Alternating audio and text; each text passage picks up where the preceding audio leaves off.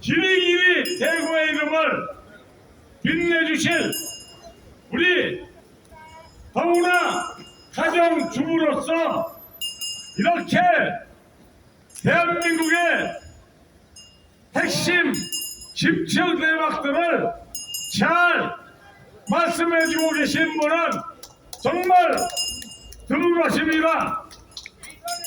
역시 대구는 다릅니다. 이러한 훌륭한 정신이 우리 여자 의병장 김의자 여사님께 이렇게 이어지고 있는 것입니다. 역시 그래서 대구의 이러한 높은 문화와 훌륭한 전통이 그래서 박정희 대통령과 전두환 대통령과 박근혜 대통령과 이렇게 이어지고 시민들에게 이어져서 오늘날과 같은 이런 최악의 국가위기 상황 속에서 나라를 살려내는 위대한 정신으로 지금 불을 밝히고 있는 것입니다. 우리 대구의 정말 자랑스러운 의병장 김미자 여사님을 모시겠습니다. 국민 여러분 모두 큰 박수로 우리 환영해 주십시오. 모시겠습니다.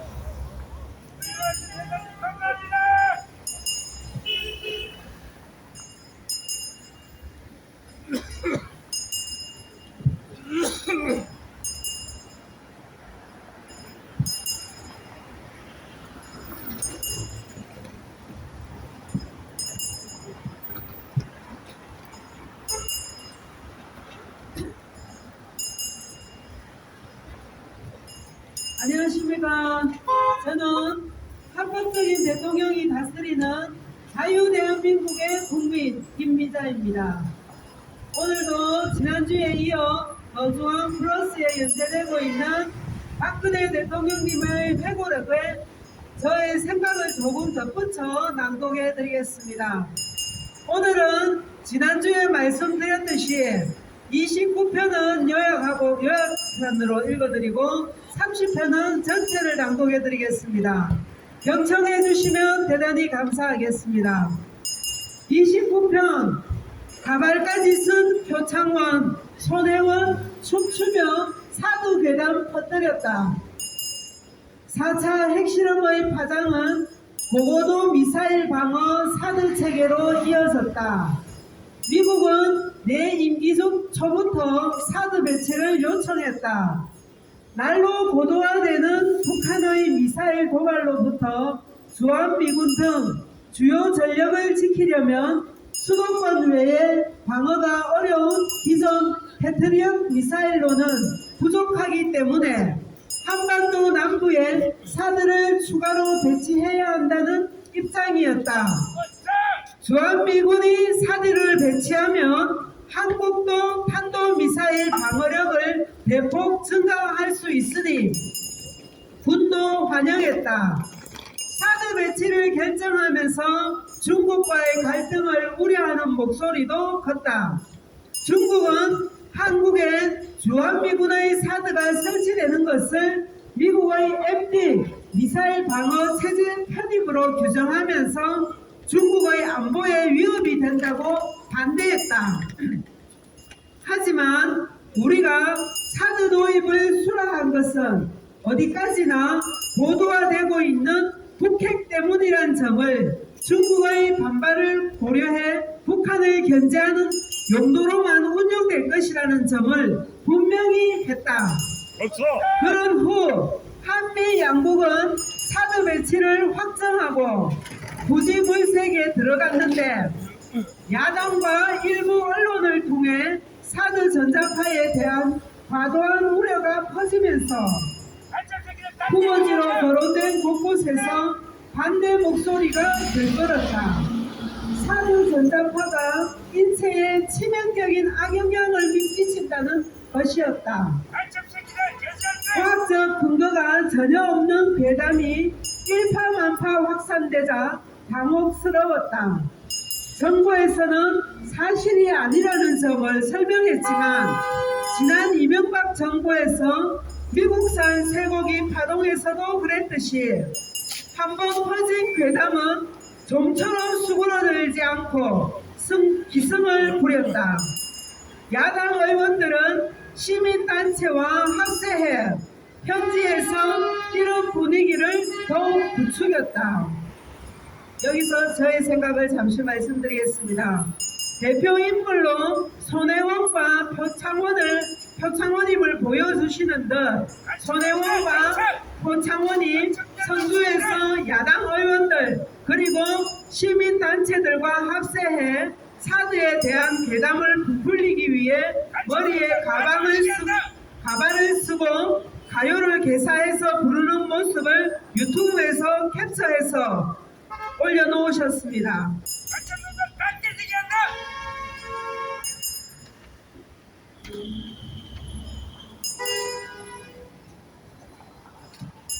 다시 회고록 읽겠습니다.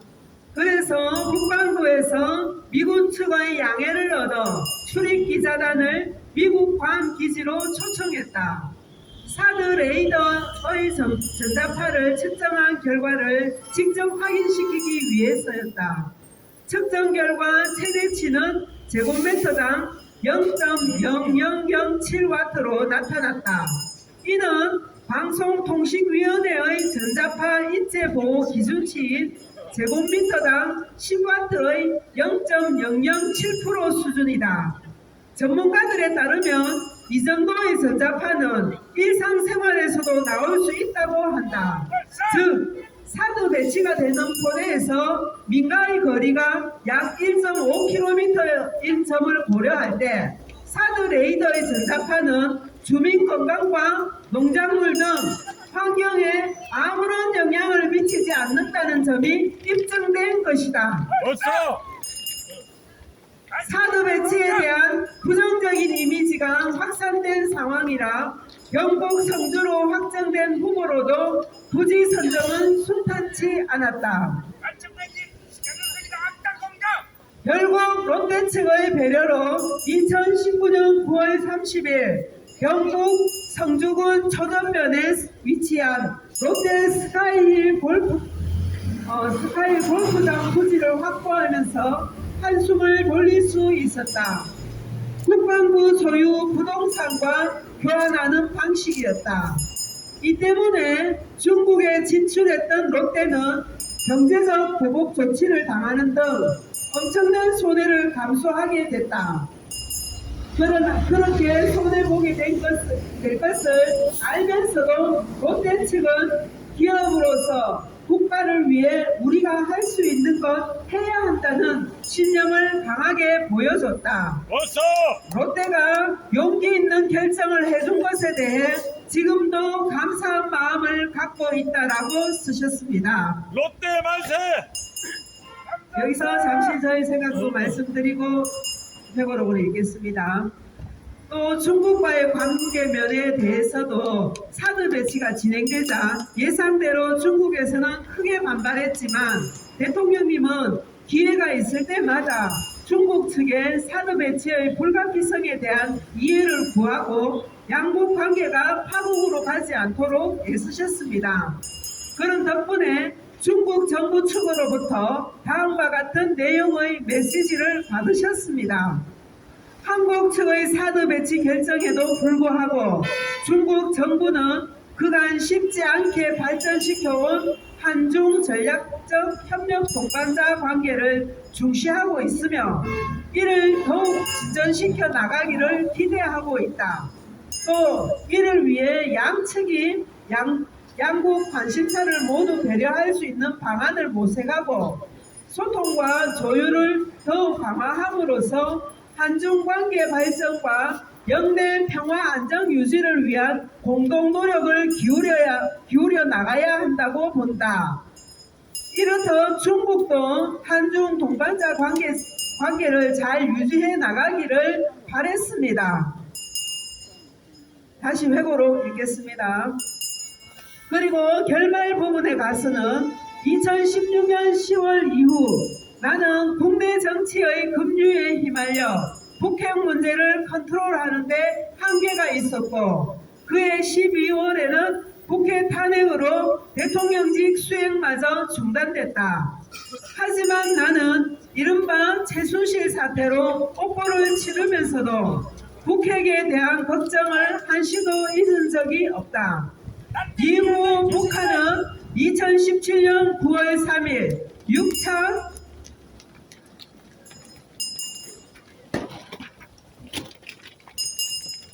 핵실험까지 감행하면서 핵능력 고도화를 꾸준히 추진했고 지금은 대륙간 탄도미사일 ICBM 개발까지 목전에 두고 있다.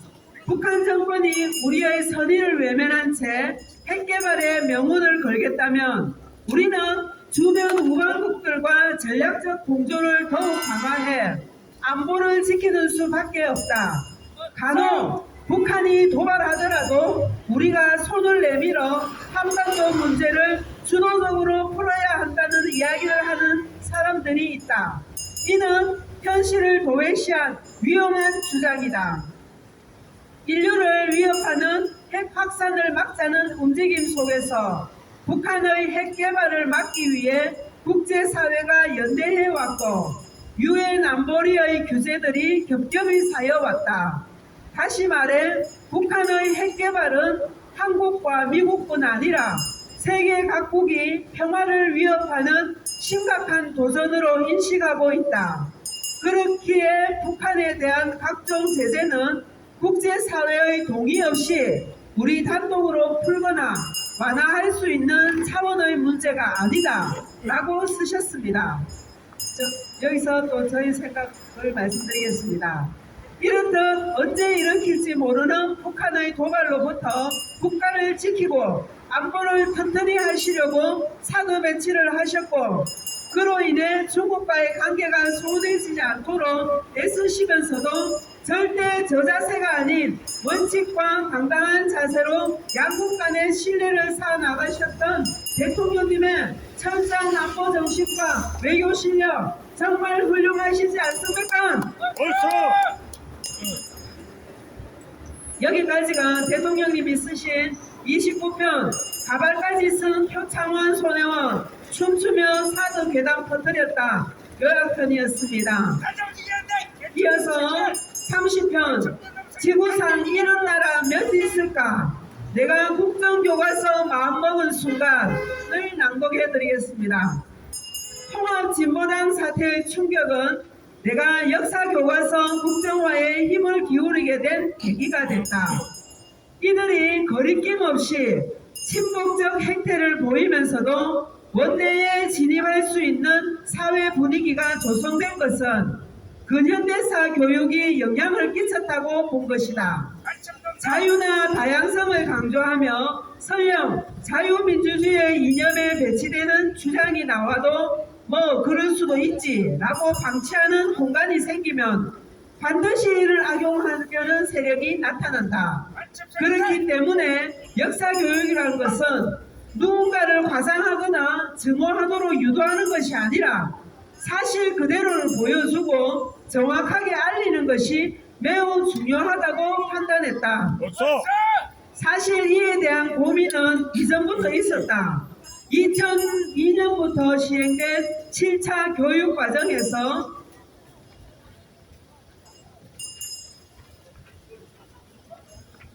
중고교 국사 과목 중 근현대사를 따로 빼내어 국정이 아닌 범인정으로 전환하고 역사교과서를 둘러싼 보혁 논쟁이 벌어지면서다.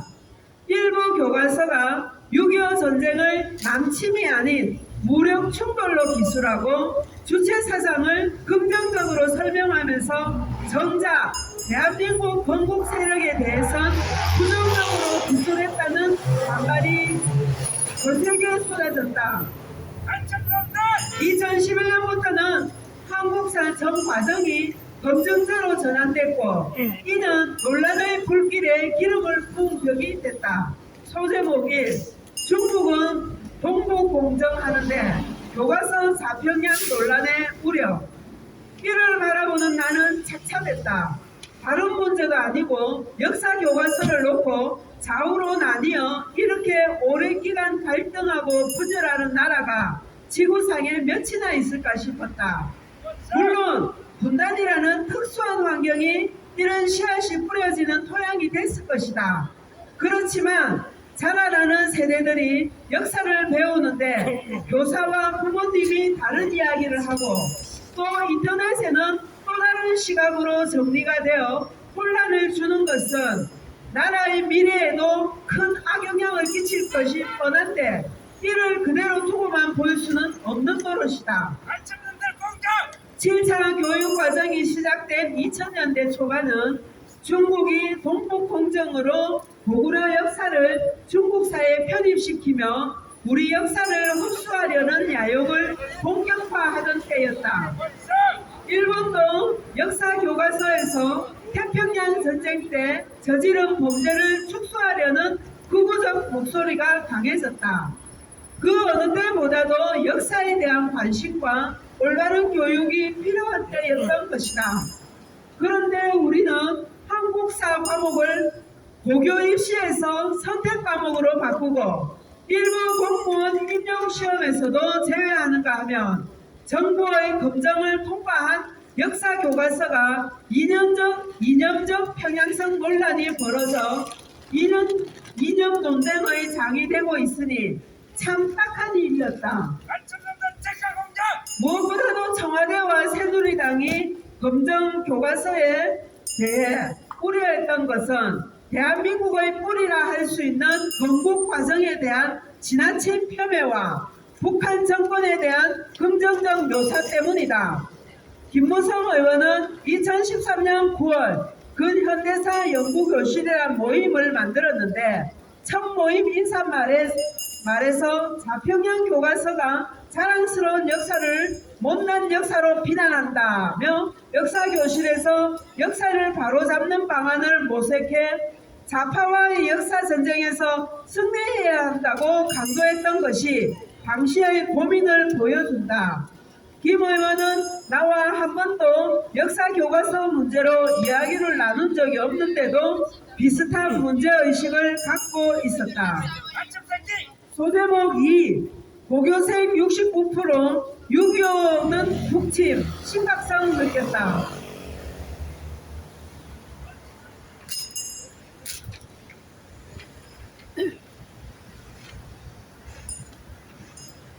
이 무렵 해일족선이라는 신조어가 유행한 것도 그저 우연히 나온 현상은 아니었다.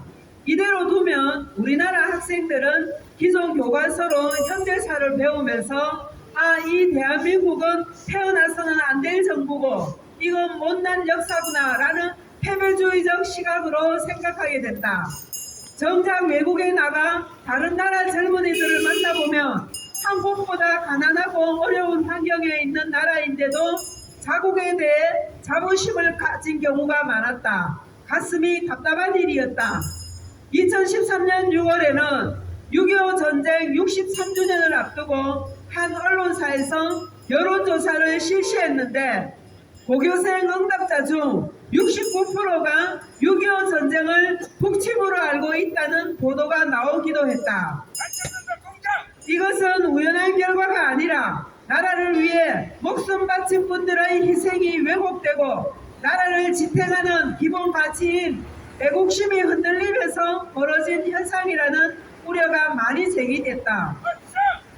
그래서 나는 2013년 6월 17일 청와대 수석 비서관 회의에서 교육 현장에서 진실을 왜곡하거나 역사를 왜곡하는 것은 절대로 있어서는 안 된다고 지적했다.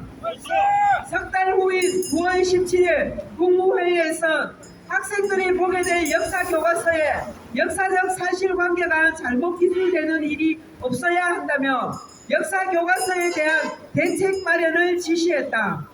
사실 이때까지만 해도 한국사 교과서를 국정화로 해야겠다는 확신은 없었다. 다양성과 자유성을 존중하는 교육이 중요하다는 생각은 나 역시 마찬가지였다. 다만 학생들이 대한민국이 잘못 태어난 나라이고 민족의 정통성이 북한에 있다는 식으로 배우는 것은 곤란하니 내용을 바로잡아야겠다고 생각했을 뿐이다. 어서 그런데 이 문제가 좀처럼 진행되지 않았다. 청와대에 들어간 지 얼마 되지 않았을 때다. 교육부에 한국사 교과서의 편향성 문제 현황과 이를 바로잡기 위한 방안을 모색해보라는 지시를 내린 적이 있었다. 그런데 조사 결과 한국사 교과서를 만드는 집필지는 대개 전국 교직원 노동조합, 정교조이거나 민족문제연구소 등에 연결된 특정 인맥으로 구성되어 있어 대책을 마련하기가 어렵다는 보고가 올라왔다. 소제목 3. 주체사상 두고 달랑 주체적 수립한 사회주의 사상. 거민정제로 전환하면서 역사교과서가 무려 7종이나 되기 때문에 다양한 관점에서 역사를 배울 수 있다고 선전했지만 실제로는 검정교과서 집필진의 30%가 편향된 역사관을 가진 특정 인맥으로 구성되어 있기 때문에 겉으로 그렇게 보일 뿐이지 실은 똑같은 시각을 가진 사람들로 돌려막기를 한다는 것이다. 즉 7종으로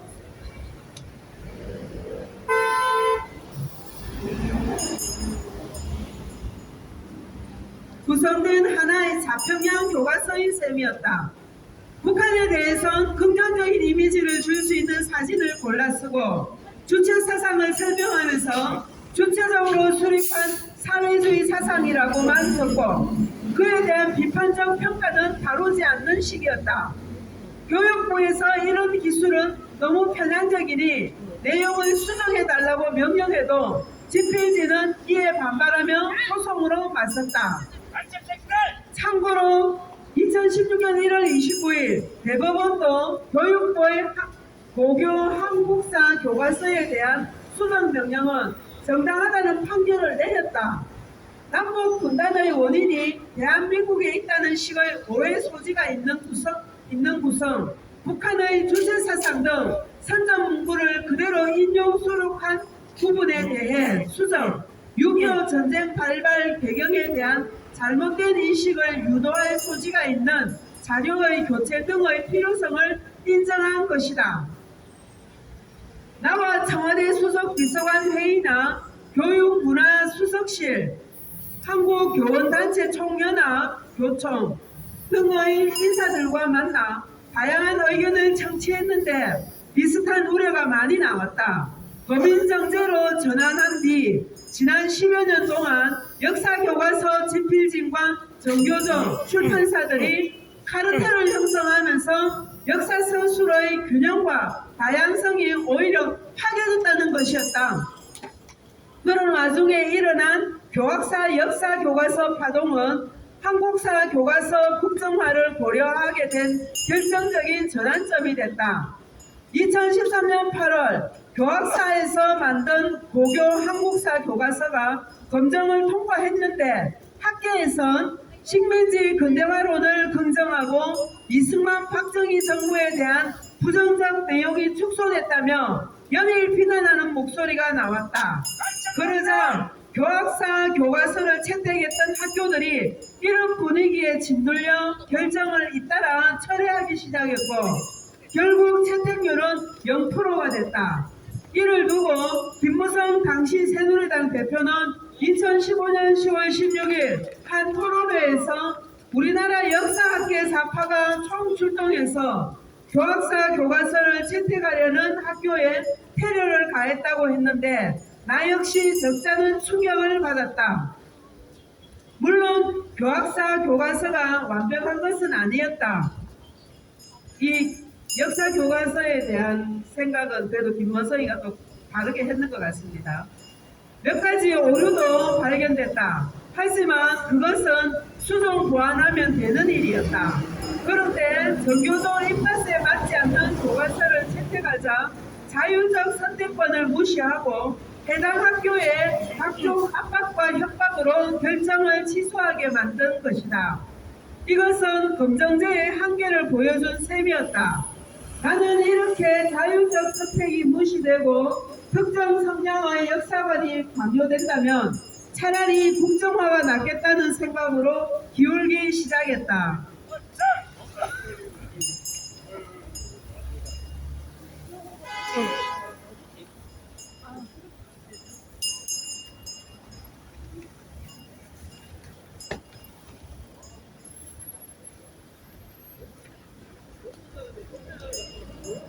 간혹 역사 교과서를 개선하는 방법이 국정화뿐이냐는 반박도 있었다. 하지만 거민정 체계가 맡겼더니 결국 제대로 작동하지 못한 것 아닌가. 카르텔로 인해 시장의 장점인 다양성이라는 기능이 살아나지 못하고 실패한 것이 명확한 이상 더 주저할 이유가 없었다. 나의 결심이 확고해지자 정부도 본격적인 실행 준비에 나섰다. 2015년 1월 8일 황우영 교육부 장관은 한국방송기자클럽 초청 토론회에 참석해 역사 공부하면서 분쟁의 씨를 심고 여러 갈래로 갈라지는 일은 없도록 해야 한다. 역사를 3가지, 5가지로 가르칠 수 없고 학생들을 채점하는 교실에서 역사는 한 가지로 권위 있게 가르치는 것이 국가의 책임이라고 정부 책임자로서는 처음으로 언급했다. 2015년 7월 22일 삼청동 소재 총리공관에서 열린 고위당정청 회의에서는 하반기부터 국정교과서에 대한 준비 작업을 추진하기로 결정했다. 여당으로서는 숨이 바빴을지도 모른다. 당시는 공무원 연금개혁이라는 거대한 산을 막 넘은 상황이었다. 그런데 이를 힘겹게 끝내자마자 다시 또 다른 산을 넘어야 하니 말이다. 김정은 당시 새누리당 정책위원장이 국회 브리핑에서 이 내용을 밝히지 않은 것도 그런 우려가 작동했던 것 같다. 여권 내부에서는 이듬해 4월 열리는 총선을 마친 뒤 추진하는 게 어떻겠냐는 건의가 나오기도 했다. 사실 청와대에 있는 김상률 교육문화수석이나 정부 측의 황우여 이준식 교육부 장관이야 어떻게든 대통령을 도우려 하지만 선거를 치러야 하는 여당은 부담을 가질 수밖에 없었을 것이다. 하지만 공무원 연금 개혁도 역사 교과서 국정화도 마찬가지다. 그때는 힘들어도 일단 해놓으면 나중에 정권 맡아서 한 것이 무엇이냐는 질문을 받았을 때 국민들께 드릴 말씀이 있게 된다. 처음에는 정치적으로 손해를 보는 것 같아도 길게 보면 손해가 아니다. 훗날 역사가 그 정당성을 평가하기 때문이다. 이런 상황에서는 역시 대통령이 의지를 갖고 밀어붙여야 한다고 생각한다. 총선 전에 곤란하다면 총선 후에도 곤란한 건 마찬가지다. 그때는 또 누가 선택하려고 하겠나. 대한민국의 대통령은 임기가 5년 단임으로 제한되어 있기 때문에 정말 중요하다고 생각한 것은 온 힘을 다해서 노력해야 한다. 나라에 필요한 정책인데도 인기가 없을 것 같아서 피하려는 포퓰리즘적 유혹이야말로 나라를 정말로 어렵게 만든다. 돌이켜보면 역사교과서 국정화는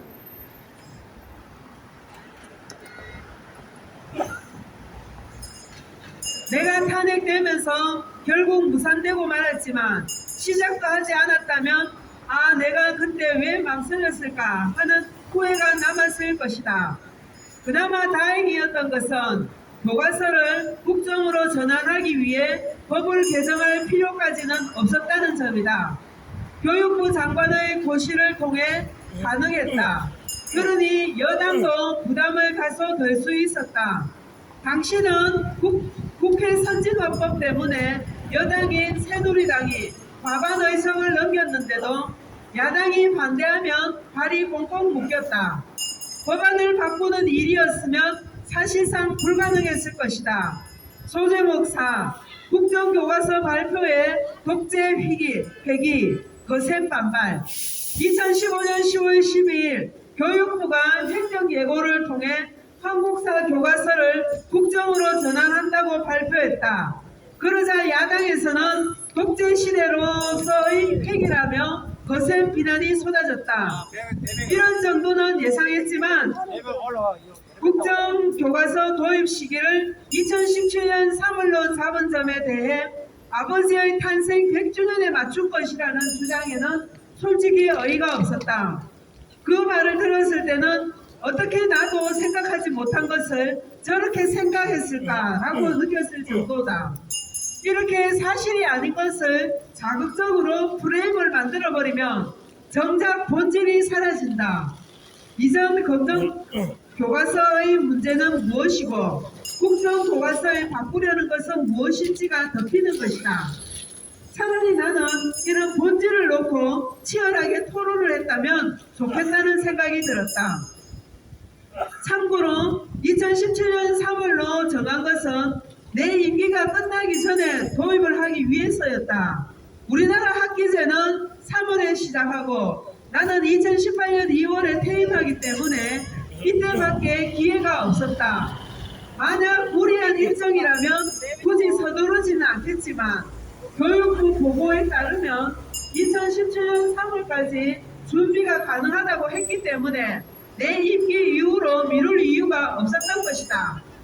역사교과서 국정화 방침이 발표되자 교사 1만 명이 참여하는 반대 집회가 열리는 등 전교조를 중심으로 한 교사들의 조직적 반발이 이어졌다. 처음에는 청와대가 나서면 논란이 더 확산될 것 같아서 공식 대응을 자제했다. 하지만 야당이 논란에 적극 가세해 정치권이 이념 논쟁으로 끌고 가려는 것을 보면서 직접 나서기로 했다. 이대로 두면 국론 분열로 더 격화될 것이 뻔한 만큼 직접 나서 논란을 차단해야겠다고 생각한 것이다. 또 국정교과서 집필 구성이 마무리되고 있었는데 자칫 이들이 동요할 수도 있으니 힘을 실어줄 필요도 있었다.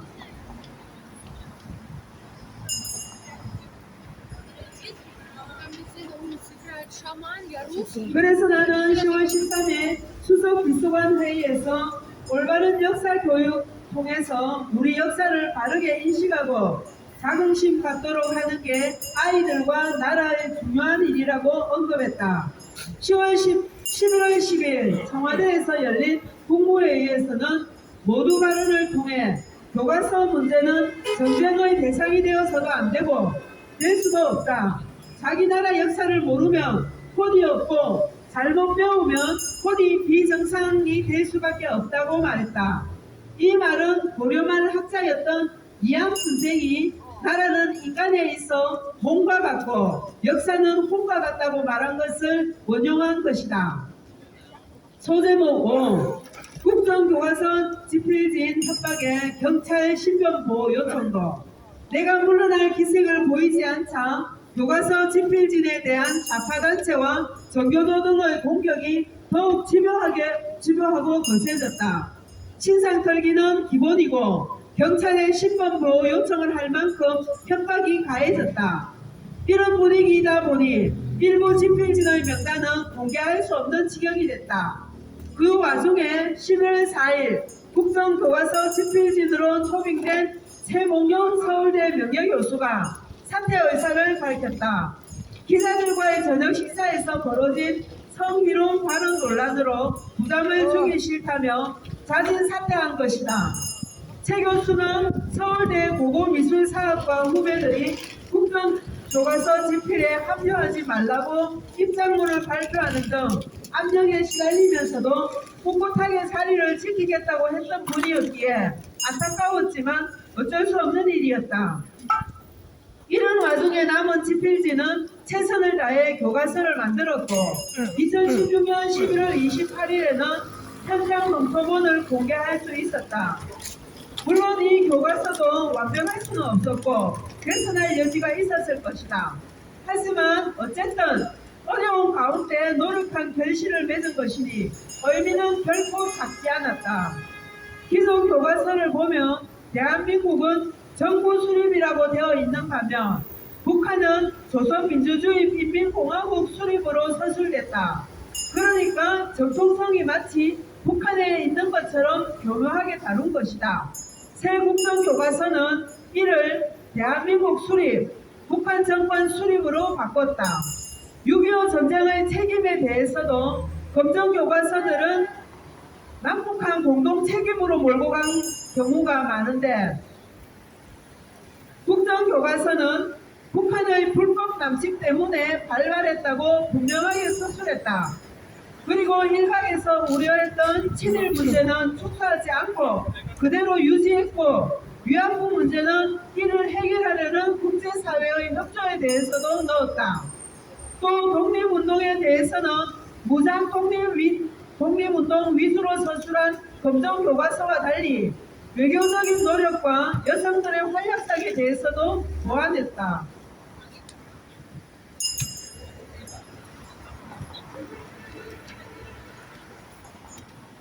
그 다음 노력을 기울인 것은 독도 문제인데 작은 소주제로 다룬 검정교과서와 달리 중단은 소재로 확대해 서술을 확대하고 독도가 우리 땅이라는 근거를 확실히 제시했다. 그리고 검정교과서는 북한의 도발에 대해 아주 짧게 넘어가거나 도발 주체도 불분명하게 넘어갔는데 새 교과서는 북한의 군사 도발을 소주제로 잡아 천안함 피격 등이 북한의 책임이라는 사실을 분명히 했다. 하지만 공교롭게도 이때는 이른바 최서원, 배명전, 최순실 씨 사태로 나라가 혼란에 휩싸였을 때다. 이준식 교육부 장관은 이 검토본을 온라인에 공개해 모든 국민이 이를 검증할 수 있다고 알렸지만 상황이 상황인 만큼 큰 관심을 얻지 못했다. 나 또한 연일 각종 공세에 휘말린 가운데 한일 지소미아 협정 체결을 한참 챙기던 중이었기 때문에 이 문제까지 제대로 챙길 수가 없었다.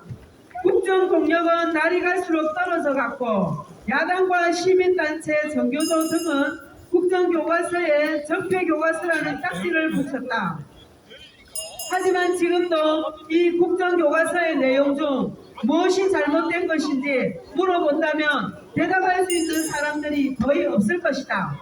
국정교과서의 어떤 부분이 그들이 말하는 적폐인지 되묻고 싶다. 소제목 6. 문정부 출범 3일만 교과서 폐기, 눈에 가시였을 것. 내가 탄핵된 뒤에 문재인 정부는 출범 3일 만에 국정교과서 폐기를 지시했다.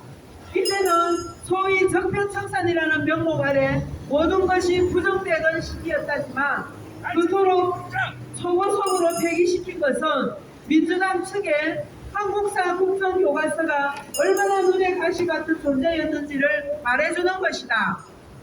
이어 문재인 정부는 역사교과서 국정화 진상조사위원회라는 것을 만들어 2018년 3월 28일 이병기 비서실장과 김상률 교육문화수석 등이 위법, 부당한 수단과 각종 편법을 동원해 국정교과서를 강행했다고 발표한 뒤 외인 횡령 등의 혐의로 검찰 수사와 감사원 감사를 의뢰했다. 하지만 이 수사는 문재인 정부 내내 진행되지 않았다. 어디까지나 정치적 목적으로 만들어진 조사였기 때문이라고 생각한다. 역사교과서 국정화 작업은 공격도 많이 받고 적폐로 몰렸고 결국 위안으로 끝나서 이제는 아무것도 남지 않은 일이 됐다. 하지만 지금도 후회는 없다. 나라의 앞날을 위해서 또 자라나는 세대를 위해서 정말 중요한 일이라는 신념을 갖고 임했기 때문이다. 지금도 옳은 일이었다고 생각한다. 다만 당시에서 만든 국정교과서가 국민들로부터 제대로 평가받을 기회마저 얻지 못했다는 점은 지금까지도 마음속에 안타까움으로 남아있다. 여기까지가 대통령님 회고록 29편과 30편 모두 낭독했습니다. 잠시 제 생각을 말씀드리겠습니다. 교과서 국정화 작업은 나라의 백년대계를 위해서라도 반드시 완성되어야 될 엄중한 일이라 생각됩니다. 벌써 이 일에 대해서 대통령님만큼 확고한 의지를 가지고 있는 지도자는 없습니다. 그렇기 때문에라도 대통령님께서는 반드시 청와대로 복귀하셔야 됩니다. 벌써 그래야 역사를 왜곡시켜 대한민국의 뿌리를 뽑아버리려 했던 진짜 적폐들을 깨끗이 청산하고 대한민국을 다시 건강하고 바르게 세울 수 있기 때문입니다. 벌써 자라나는 아이들이 우리의 유구한 역사를 바르게 인식하고 자국에 대한 자긍심과 애국심을 가진 인물로 성장할 수 있는 환경을 조성해 주는 것이 무엇보다도 중요한 일입니다. 그래야 아이들의 미래도 희망이 있을 것이고 대한민국도 더욱 굳건하게 세워져 갈 것입니다.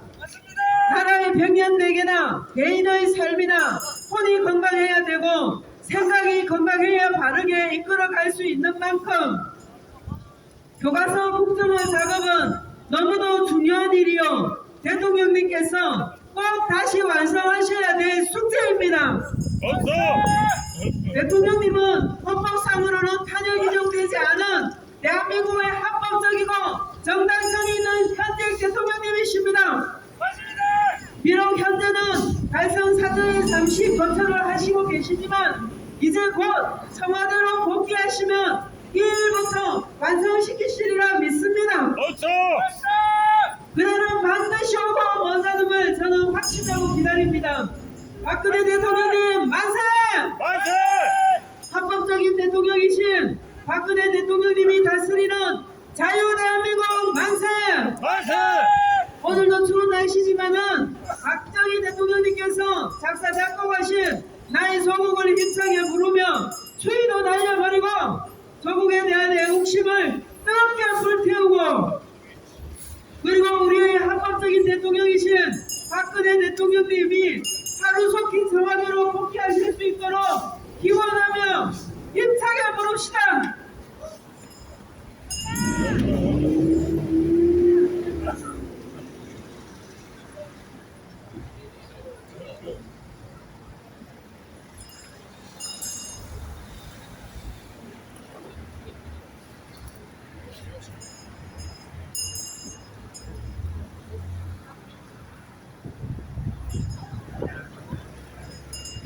박정희 대통령은 나의 조국이란 노래 속에 그 마음을 담았습니다.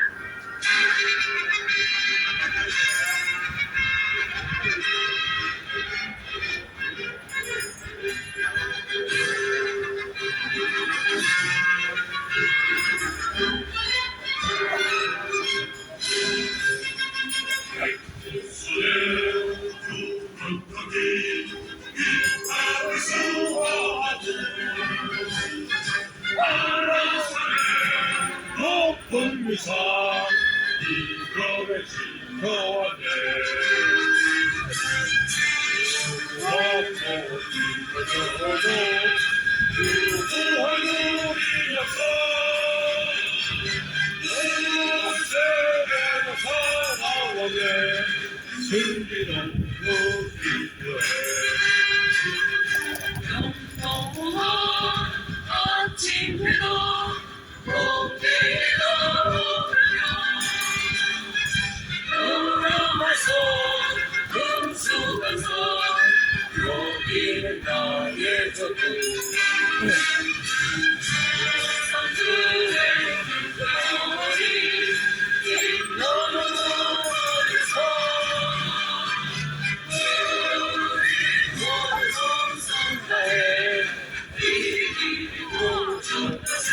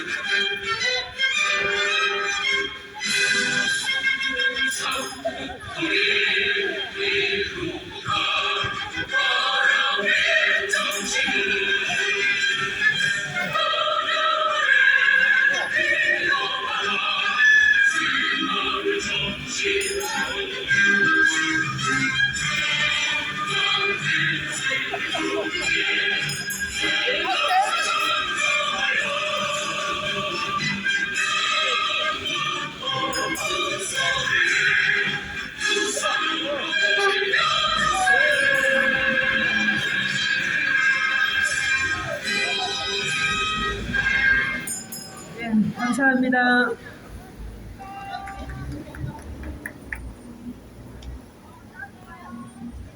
대구 시민 여러분, 그리고 국내 국민 여러분, 우리 김비자 여사님께서 읽어주신 박근혜 대통령님의 회고록 잘 들으셨죠? 여기에 아주 정확하게 잘 나타나 있습니다. 박근혜 대통령님이 얼마나 올바르고 정확한 국가관을 가지고 국정에 임해왔는가. 정말 세계사적으로 유례가 없는 이렇게 가장 깨끗하고 청렴하고 수준 높은 이런 선진국 수준의 정치로서 우리 대한민국을 G2 선진 강대국으로 이끌어 가시던